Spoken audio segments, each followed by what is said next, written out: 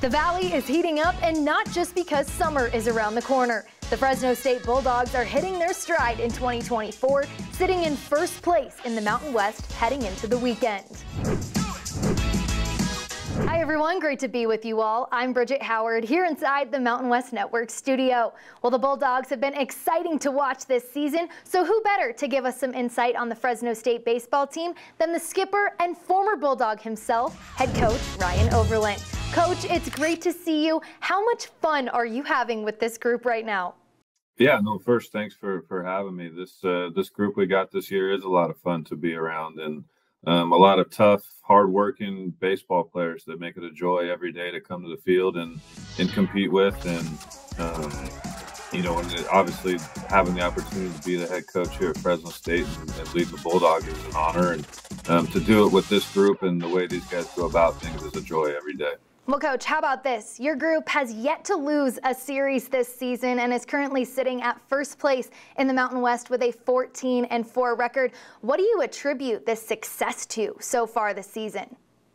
Yeah, I mean, I think we got a roster with quite a bit of experience and some obviously some older players that have been through a lot and are hungry to get into the postseason and get into the NCAA tournament. Obviously, it starts with the pitching. We've had really good starting pitching this year with two seniors and Jake Dixon and Noah Beal on Fridays and Saturdays that have put us in a really good position, and bullpen behind them that has done really well. When you got a deep lineup like we do, that we've been able to get production 1 through 9 and get it from a lot of different places.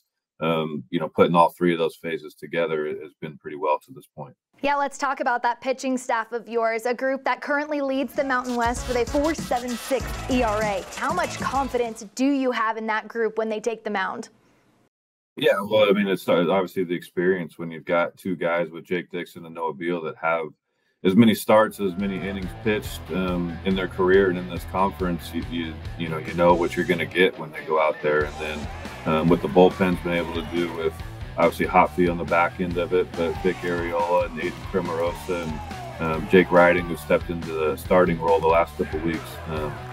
What those guys have done with consistency and really when you hand them the ball, you know what you're going to get. That makes things a lot easier. Yeah, on the flip side, the bats have been red hot lately for the Bulldogs. You're second in the league in batting average with a .301 mark and second in homers with 44 on the year. Has there been a different approach at the plate for the guys this year? I think there's just experience and comfort and really working to pass it on to the next guy and win. Especially with Eddie Saldivar and Rocco Pepe hitting 1 and 2, adding those guys to a lineup and obviously getting Hopfe back for his senior year. When you've got that many guys getting on base, over 400 on base percentage, it leads for a lot of quality at bats. There's a lot of times you can still have a good at bat with moving a runner or driving in a runner from third without getting hit, because there's guys on base a lot. When you have those opportunities, sometimes when you're struggling offensively, it's hard to have productive at bats with nobody on base. So really just those guys stringing, it's just a lot of tough at bats together, and it makes it hard for opponent pitching staff to continually attack. Well, you've mentioned his name a couple times now, Tommy Hopfe, a name that you can't not mention when you're watching a Fresno State baseball game. He's tied for first in the league in hits with 53 and sits at fourth in the Mountain West with a .366 batting average. And what's even more impressive is what he can do on the mound in relief. Currently has 7 saves on the year to his name. What does a guy like Tommy Hopfe do for a program in terms of his versatility and his energy in whatever role he's being thrown in?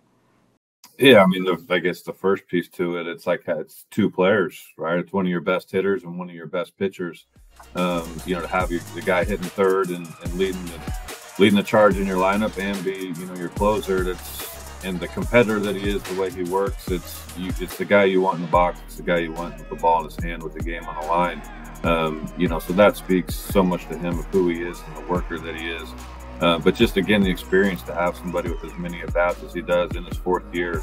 As of last week, he was at a .500 on-base percentage with 2 strikes, which anybody to get to 2 strikes, we shoot for .350, to be at .500 getting on base half the time when you get to 2 strikes. that's a really tough out. Yeah, he's just such an impressive player, and to your point, whether he's in the box or on the mound, always a fun player to watch in Tommy Hopfe. Well, Coach, if last year's 30-win campaign was any indication of what we were to expect from the Bulldogs this season, I think it's safe to say it's carrying over into 2024. You've had loads of success so far this season in your first full year as the official head coach of the Bulldogs. Now in this role as head coach, how does your experience kind of shift the way that you lead this team? Yeah, I mean, obviously, I think the experience of the players that we have, you know, and what they've been through, and really, I mean, you come to Fresno State with the history and the players and teams and coaches within this program. You come to this program to win championships and to compete in the NCAA tournament and get into a regional and hopefully have a roster of guys that at least has a chance to compete to get to Omaha. I mean, once you get into a regional, you're 5 wins away. And obviously, having not got there the last couple of years, we got a roster full of guys that are hungry for it and been working. You know, and remember how last year ended on our home field with somebody else celebrating a championship here. And I know that's been a forefront on our minds every day when we go to work and practice. And that's one thing that this group does a really good job of, is every single day the detail to how they work and how they go about things every day. And obviously we got, you know, big goals and things we want to do ultimately at the end of the season, but it's about what you do along the way and how you go about things. We got a lot of work still to do. We got a lot of season left to get where we want to get, but this group's in a good place. Well, you have such a deep history with Fresno State baseball. You were a former Bulldog yourself on the 2008 National Championship team as a catcher. Having been in these players' exact shoes, playing in Fresno, wearing that Bulldog uniform, how has that maybe affected, you know, the way that you approach coaching? Yeah, I mean, I think having the opportunity to be in this program as long as I have and been around as many great coaches and great players and great teams, you know, you get a good feel for what it takes to be successful here. And again, these guys come to play here and be a Bulldog, play in front of the best crowd in California, to be the best player they can be, get their degree, and you know, compete for championships and to play in the NCAA tournament. And so, you know, just having the opportunity to be in this program as long as I have, I think I got a good feel for what it takes to be successful as a Bulldog and get the right people in this program. And, you know, again, I like the group that we have this year competing for that, but we got a long ways to go to finish the season still. Yeah, well, a little over a month to go in the regular season before you get to the Mountain West Championship in San Diego in May. What are your expectations for this Bulldogs team as you enter this final stretch? Yeah, to keep getting better and learning along the way. I mean, obviously we've won a lot of games coming into this week. We were tied, or most wins in California and second most on the West Coast. So that's a lot of games you're winning, but the goal is to keep getting better and keep improving along the way. And one of the big messages to this team throughout the season is make sure we're learning while winning games and not just kind of sweep some things under the rug that maybe aren't going as well or we can do them better, because ultimately it's about this team getting to reach its ceiling and be as good as it can be. And you gotta keep learning and keep getting better while winning. So, you know, and even coming into the season, one of the things we talked about was finishing.